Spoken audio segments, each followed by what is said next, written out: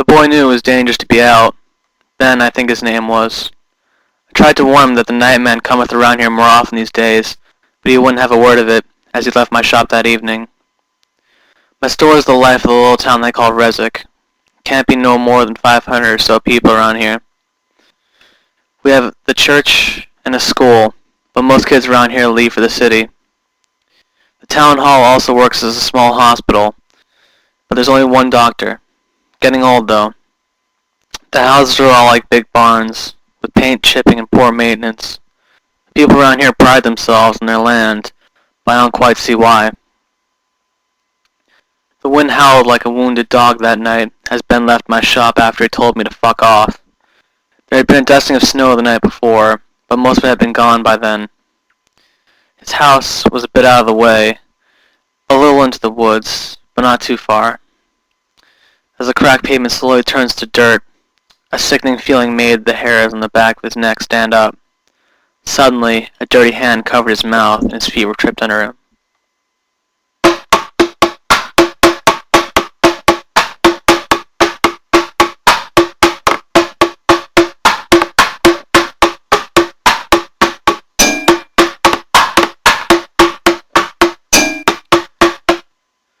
The Nightman held the boy's face against the dirt as he pulled a rusty old army knife out of his pants.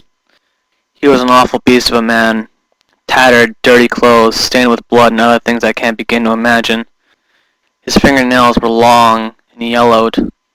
His ears were hairy, with dried wax seeming to drip out. His face was wild, like an animal, but far too crazy. His twisted smirk only grew when the boy struggled underneath him. The Nightman held the blade to the boy's neck and forced his pants to his knees. He pled for him to stop, saying that he'll be a good boy, but it was far too late for that. The Nightman pulled out his filthy, crust-covered member and thrust it into the boy.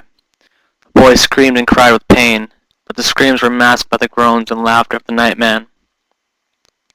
As the Nightman filled the boy with his disgusting seed, he slit the boy's throat and watched his crimson blood pool on the soil.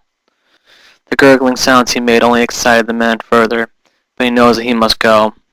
He ran off into the night, carrying that cursed, satisfied smirk on his face.